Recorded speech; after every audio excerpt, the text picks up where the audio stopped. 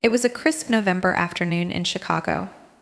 Donald Trump, draped in a tailored navy coat and sporting his signature red tie, walked leisurely along Michigan Avenue. He was in town for a business meeting but had decided to skip the car ride back to his hotel, opting instead to soak in the city's bustling atmosphere. As he neared a corner by Millennium Park, something caught his eye. Seated on the sidewalk against the side of a building was a woman. Her clothes were ragged, her frame thin, and her hands shook slightly as she clutched a worn cardboard sign that read "Veteran in Need." Please help. Trump stopped abruptly, oblivious to the crowd moving around him. He couldn't tear his eyes away from her. There was a weariness in her face that struck a chord he hadn't felt in a long time. Without hesitation, he approached her. Passersby threw curious glances his way, some slowing their pace to see what was happening. "Ma M. Trump began, his voice calm but direct. What's your name?" The woman looked up, startled. She hadn't expected anyone to stop, much less someone like Donald Trump. "It's Teresa," she replied cautiously, her voice soft. "Teresa Hensley." Teresa, Trump repeated as he crouched down in front of her, meeting her eyes. "You're a veteran." "Yes, sir," she answered, barely above a whisper. "I served in the Army for 12 years. Got injured overseas.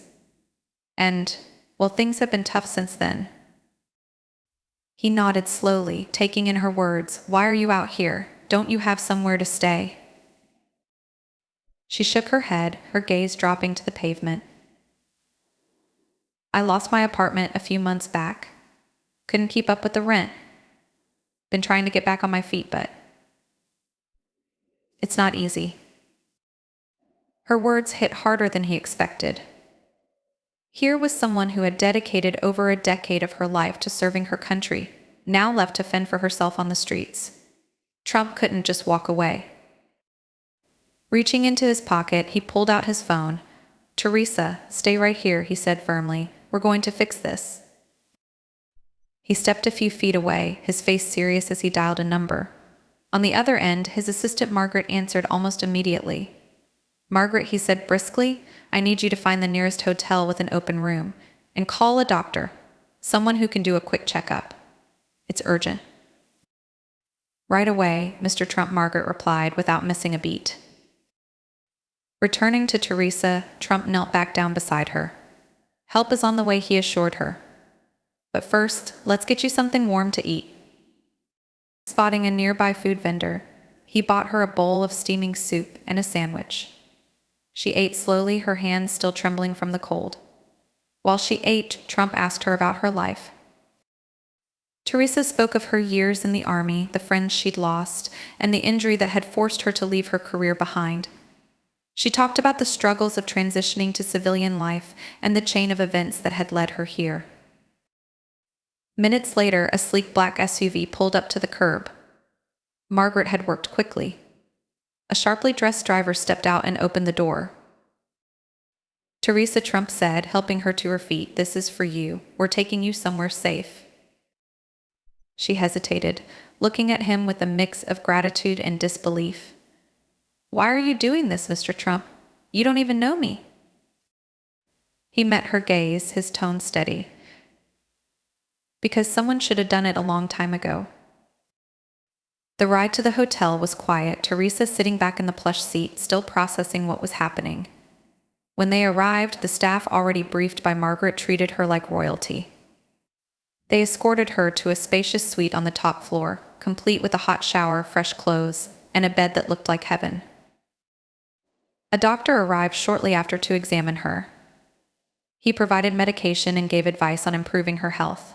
Meanwhile, Margaret had reached out to Veterans United Support Services, a nonprofit organization dedicated to helping homeless veterans rebuild their lives.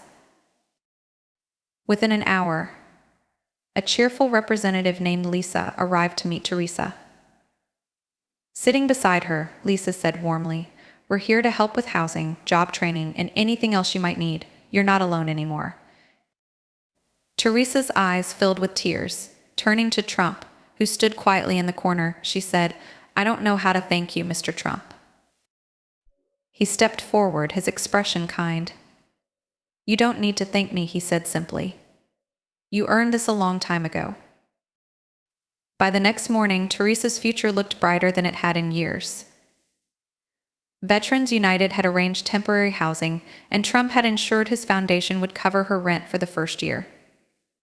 Before leaving, he handed her a check to cover immediate expenses. As he prepared to go, Teresa stopped him. "Mr. Trump," she said, her voice stronger now, "you've changed my life in ways I can't put into words. Thank you." Trump smiled, his expression sincere. "You're going to do great things, Teresa. Just promise me one thing, pay it forward someday." "I will," she said, her voice firm with determination.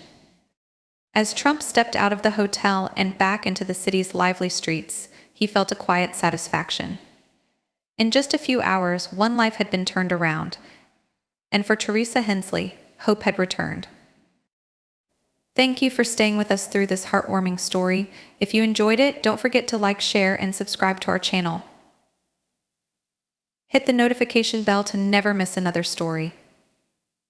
Have a wonderful day.